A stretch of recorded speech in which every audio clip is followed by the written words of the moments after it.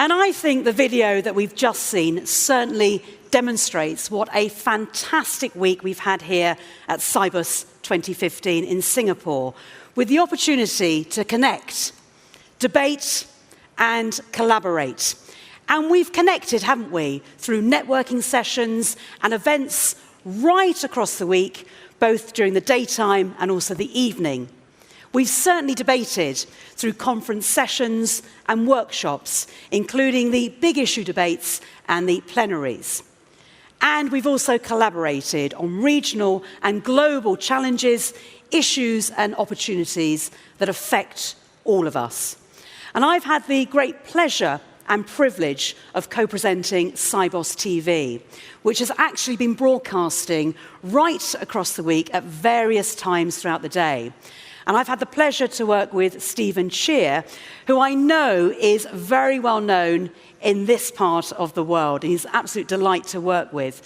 But we've had an opportunity to interview numerous guests and delegates along those key themes, such as disruptive technologies, critical market infrastructure, and of course, the importance of ASEAN. And if you haven't had a chance to watch any of our TV programs, then you won't be disappointed, because you'll be able to do so through the conference app. They live on forever. Now, Sibos has once again explored the global banking environment and discussed key issues which I think are likely to dominate the financial services agenda over the next few years. And what a time we've had in Singapore, which coincided with Singapore's 50th Jubilee anniversary. So, after 11 conference tracks, 200 exhibitors, and with around 400 speakers taking part in all the conference sessions, it's now time for the closing keynote session. And I'd like to invite two fine gentlemen to join me on stage to discuss the events from the last 4 days. So I know you're going to give them a hugely warm welcome. So please welcome onto the stage Alain Ras, SWIFT's Chief Exec of APAC and EMEA, and of course the Deputy Chairman of the SWIFT Board, Stefan Zimmermann.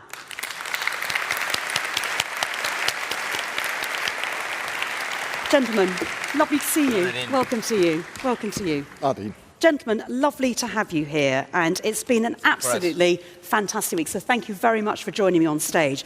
Let's first of all reflect on this year's Sibos. And Alain, this has been the biggest Sibos ever in Asia Pacific, and now the second largest Sibos globally. When I interviewed Sven, who's obviously head of Sibos earlier, the figure he gave me was over 8,000 delegates. It was 8219. And we've had a hugely successful ASEAN Day today. So what does this tell us about the evolution of Sibos and about SWIFT in Asia? Well, evolution of Sibos, it's my 23rd, 24th Sibos. I've been there for a long time. A veteran. A veteran, yes, certainly. And I've seen actually this event growing years after years. I think my first one was Berlin. We were something like 2,000 people altogether. Now we're getting to the 8,000. It's completely crazy. I have to say it on a personal note. At the beginning of this year, with my teams in Asia, we had said, well, let's have a dream, like Piyush said in Singapore, and Monday in the plenary, let's have a dream about having more than 8,000 people. And here we are in Singapore with more than 8,000 people, which is truly great.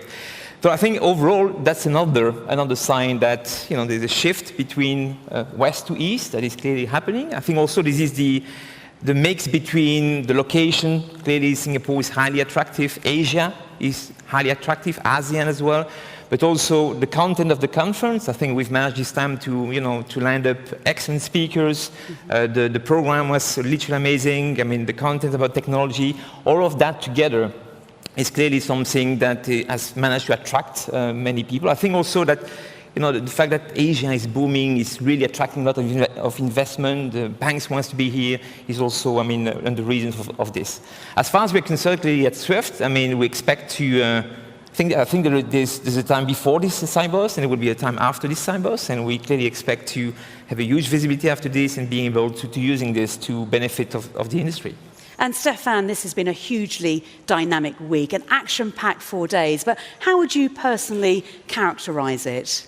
I seem to say the same thing every year. It's been a great week and so on. But I think this time, if I would have to characterize, you can tell that this type of a surrounding inspires the participants here. It is a dazzling city, and it's also perfectly well organized here. But I think characteristically within our exhibition hall and within the conference center, you can tell that people are more positive, that there is more business to be done. There are very exciting technologies out there. Nobody knows exactly where they are going to, so you have to interact to find out.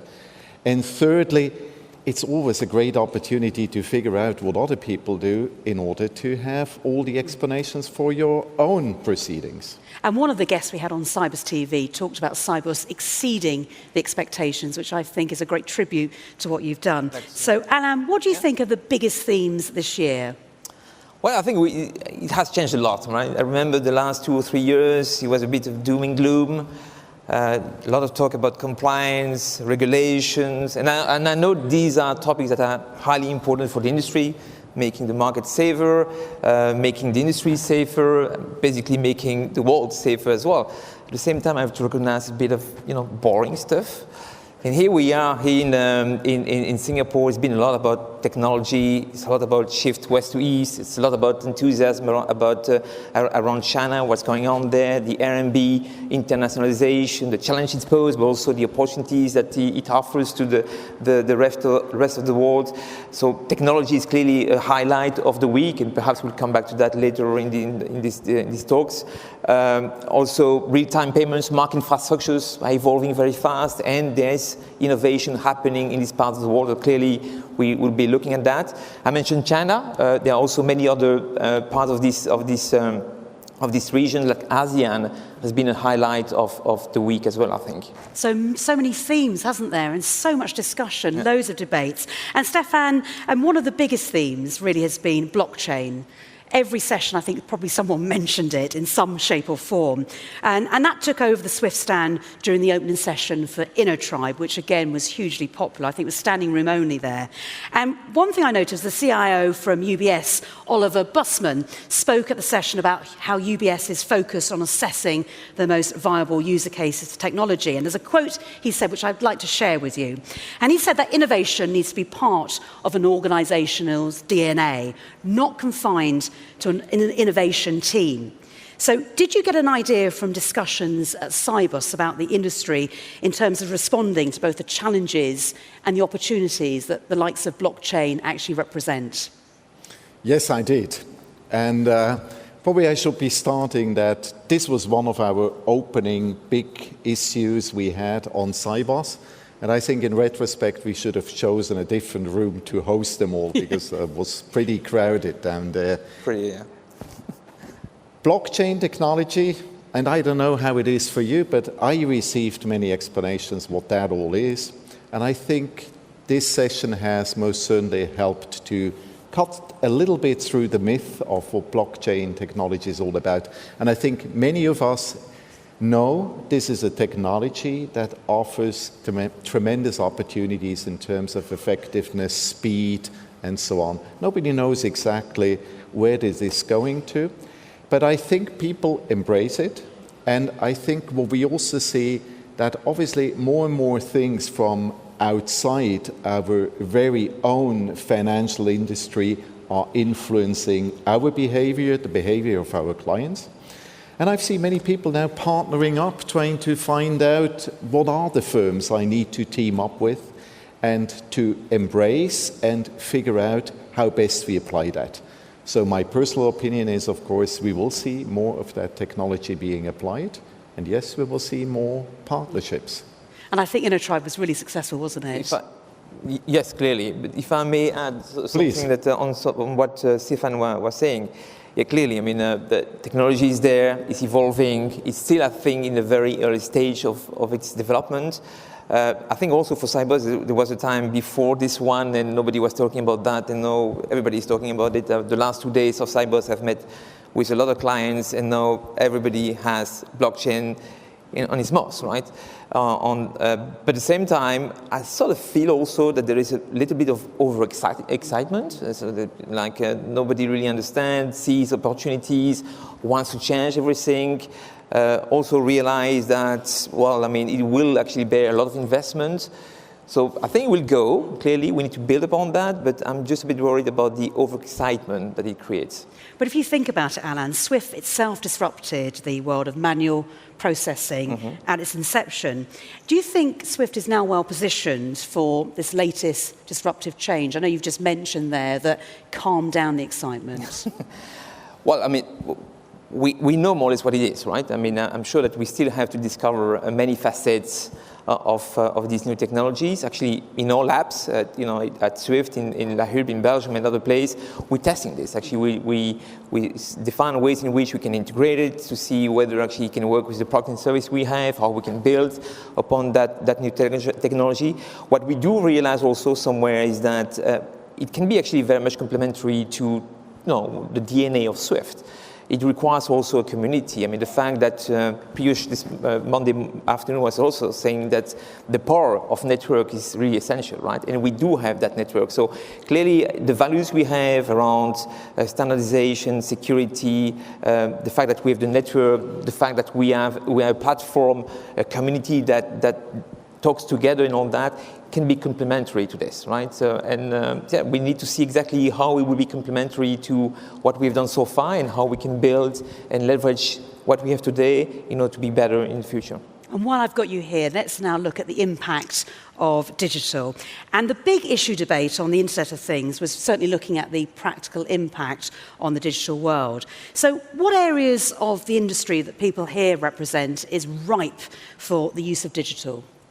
Well, when you listen through the week, it looks like it's applicable everywhere, clearly. But what I see, well, clearly when it comes to trade finance, it's clearly an area where I see huge opportunities. I think the industry has evolved really a lot to make trade finance, the trade supply chains, and the financial chain much more efficient, but still actually a huge room for development and improvement. And clearly that technology theoretically actually could be applicable to that as well.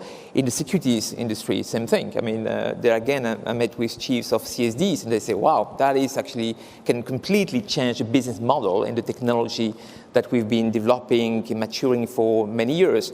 Other people told me that in the funds industry, same thing. So it looks like it is very much applicable to everything. At the same time, devil sits in the details, and we need to really define it all together what will be the best applications and how we can use all the values of this community and what we've done for 25 years to make this stronger for us. And before I go back to Stefan, just very quick point. I can see its application for retail banking, but how about wholesale? I mean... Oh, you want to answer that, Stefan? Go on. Sorry, but I just wanted to add that what you also see is people have become more realistic, even though there's a lot of excitement and new technologies are very interesting and you'd like to discover what's the opportunity. But I've heard many very practical questions to economics. How much can you scale that? Who is it partnering with? So I think despite the excitement, there was a lot of business sense, probably also given by the pressure we all face in that industry, lower margins, higher cost pressures, and so on. Sorry. No, but, you said it all. You said it. Yeah, absolutely. Well, let's stay with Stefan then. And I'd like to move on to consumer expectations as being what I see a key driver for change. So, Stefan, I sense there's a real momentum here. It's like a bottom-up approach that consumer is truly king, which sounds a little bit of a cliche. But before, banks have been pretty much developing products that were really there for profit, the bottom line, and not putting the consumers central to everything that should be done towards them.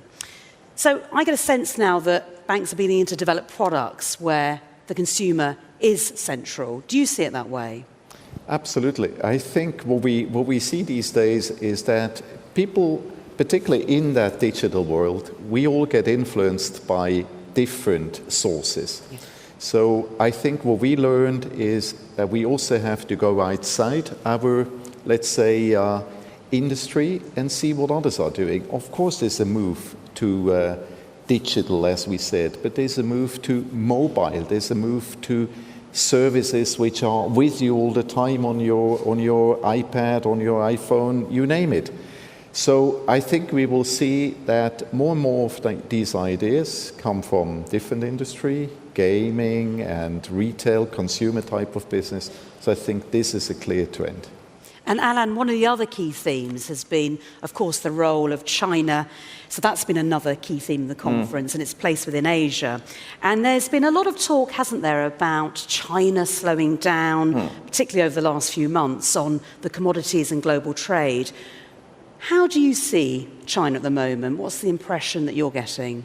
Well, certainly from this week, I do retain one image. Although slowing down, the Chinese economy is adding another Germany every 4 years. Wow. And that's meant to be the powerhouse. Exactly. Yeah. When you look at what is Germany when it comes to Europe, you say, wow. Yeah.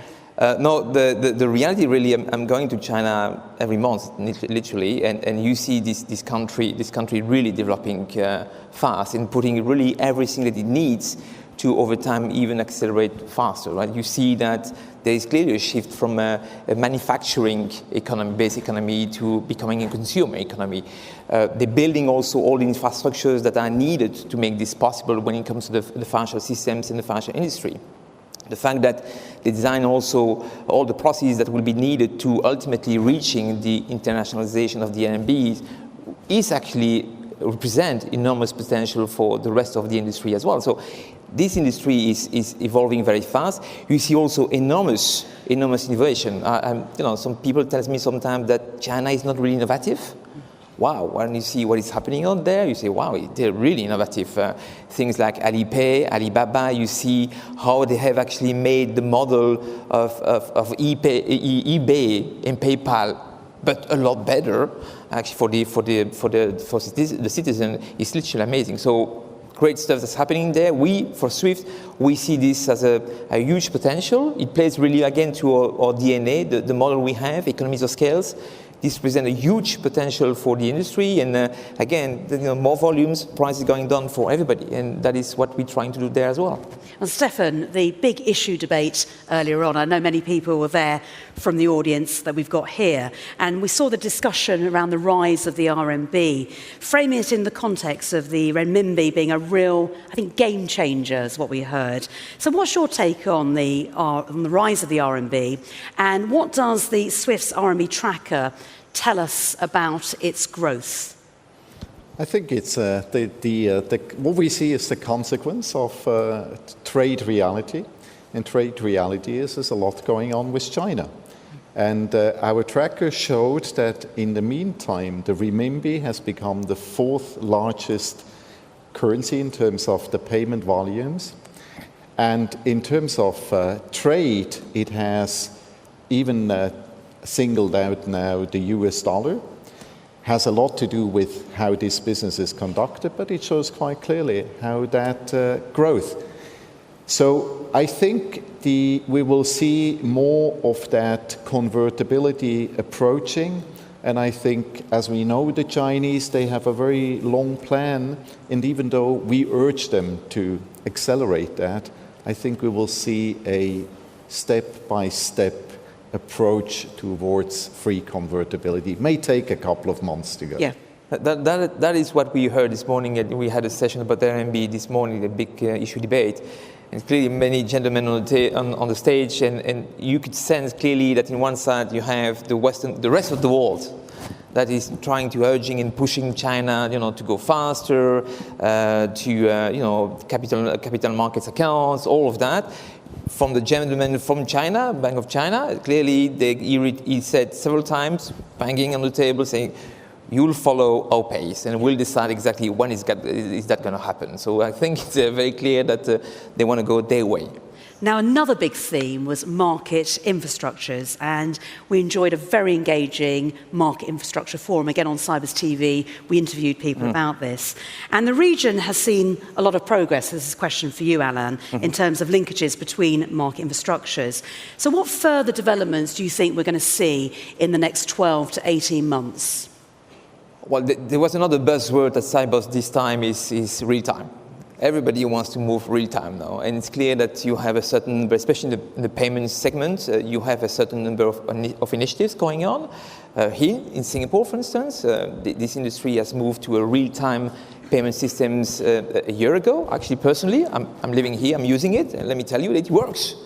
Even more fascinating, before I was making payments and it was taking 3 days and I was paying. Now it takes me one second and I don't pay anymore. So that poses also another problem, which is what is the business rationale, the business model that will be supporting this moving forward. But nevertheless, it's clear that everybody wants to have it. I mean, everybody is playing with his GSM, is buying with his GSM, and want to have the same thing when it comes to the same interactions and real-time activity from the payments industry. So it's going to happen. Other initiatives are ongoing now that we are supporting in Australia. Over the last 2 or 3 weeks, there hasn't been a single week without another announcement out of Europe looking for initiatives as well. I think it's going to move, but again, I mean, we need to define the right pace. We need to making sure that all these initiatives are coherent, that they play also for the industry, and that the business model moving forward is really real. And very quickly, I know you've got a big chunk of the world under your remit, so APAC and EMEA. Do the changes and developments in market infrastructures in APAC reflect a similar evolutionary path as in other regions? Yeah, clearly. I mean, you see happening here what has happened in Europe, for instance, over the last 5 to 10 years, right? In Europe, you had the Lisbon Treaty that set basically the baseline to have all sort of infrastructures, roads, train, but also financial infrastructures to be ready supporting the industry. This is happening here as well. The only advice I would have, or caution I would have, is that I'm looking for more collaborations here in this part of the world. I'm looking for more harmonization. The industry has to do that, and I see that as it has been difficult in Europe, it is difficult in Asia as well. Okay, now, Inner Tribe, we've got to talk about that, and there's been lots of talk of innovation, hasn't there, Stefan, at Sibos, and plenty of excitement around the Inner Tribe stand. What do you think is the role of the Inner Tribe Startup Challenge in the SWIFT community? It's an amazing concept, isn't it? It is, and you, as we said before, many people were very interested to see what's going on there. Let me pick one aspect of it. As we all know, a lot of the influence we see in the future and already how we translate it in the digital world today is coming from outside, let's say, the traditional financial industry. So we have this startup award, where we invite new and fresh entrepreneurs to present their ideas and also give them the opportunity to speak to the potential investors. Well, it was very, very exciting, wasn't it? Because we had Dan O'Prey on the programme this morning. I don't know if you got any sleep last night. He's from Hyperledger. He was the winner of the Startup Challenge this year. Right. He was a happy man. It wasn't only about the financial incentive, but the mentoring programme's brilliant. Absolutely. We have more than 300 firms applying for that. And we started off in our African regional conference. And 2 of these African teams made it to the finals here. So very diverse, very interesting, and very exciting ideas. Right, very quickly, compliance and risk. I know we could spend all day on this one as well, but Stefan, we've had a very successful compliance forum also in Singapore. Do you think any of the sessions that we've seen has given an idea of how the concept of compliance is evolving? Because it's quite a dull subject, isn't it? Not really, no.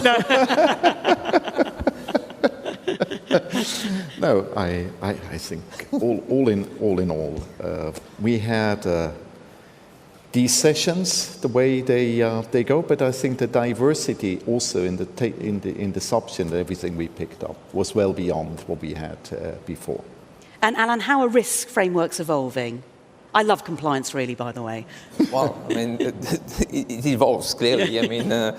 I think that the world at the same time is evolving, is becoming more risky somewhere. Clearly, when it comes to an industry, many actions are being taken to mitigating this as much as possible, to controlling. But nevertheless, I mean, for instance, the more you're going to have new technologies, eventually the more risk you will have embedded into that as well. So I think we need to be cautious there as well, making sure that we understand this very well, we apprehend this very well, and hopefully we bring the right actions, making sure that once technology is evolving, actually we do that the right way. Now, gentlemen, our time is nearly up, but I'm going to mention the word diversity for you, okay? So stay seated. Now, we've got a good stat coming up, okay? More than 8,000 delegates, but this is where we've got to hit you hard now. 25% female participants only, and only 17% female speakers. I mean, clearly there's some way before we've actually reached parity. So how are we going to address this gender balance? Yes. To what we said before, in compliance, we don't want to have only diversity in compliance, where we see a lot of depths and breadths spreading.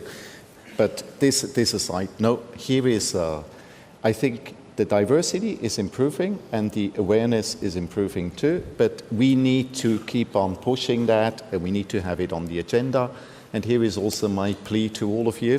You have to help us in the communities in terms of delegation awareness, that the representation we all see here at SWIFT improves in terms of diversity, not only gender diversity, but in general. Well, it covers all sorts of things, doesn't it? Whether it's conscious, unconscious bias, gender and ethnicity, diversity is very wide-ranging. But I suppose in many ways, what's good for the bottom line is also good for society. And in the end, you need to be as diverse as the communities that you serve. So it makes good sense, doesn't it? Absolutely. But I'd like to add, I don't know exactly, the statistics behind this, but sometimes I have the impression when I'm traveling in Asia that the situation is a bit different. I think perhaps a bit better than what I'm seeing in Europe. I don't know for why, what are the reasons, but in some countries where you wouldn't expect it, actually you have, many more, female senior directors, executives being present, board members, and it's pretty interesting. Now, finally, this has been the biggest ever Asian Sibos, the second biggest Sibos ever. So I think that's a pretty hard act to follow. So what do you think we can expect from Sibos 2016 in Geneva, Stefan? Thank you for the question, Nadine. Yeah. Of course, as a Swiss representative, I'm particularly proud to talk about Geneva. So first of all, we welcome you all in Geneva. But we heard from many of the delegates here that they want to come to Geneva. So I'm expecting the biggest ever European conference, of course. And secondly, I should also say we had a delegation led by the government of Geneva coming to Singapore to see how exciting a venue this is and the high standards we are all expecting. So I'm sure they will do their utmost to welcome us all and accommodate us in Geneva. And you're going to be our personal tour guide because you know it so well. Yeah, I will be available to anybody who has special interests. Okay, fantastic. Well, in a moment, I'm going to pass the baton over to Stefan to introduce the closing keynote speaker. In the meantime, ladies and gentlemen, please show your appreciation for Alain and Stefan. Thank you. Thank you very much indeed. Thank you. That's brilliant. Thank you very much indeed. Thank you very much. So let me say, first of all, thank you to Nadine for, I think, just a great Sibos TV we had during this week. And of course, our not only very capable and competent, but also enthusiastic leader of our Asian region here. Thanks very much for making that such a great Sibos and helping us to also convey these messages. Now, yes, I think big loss.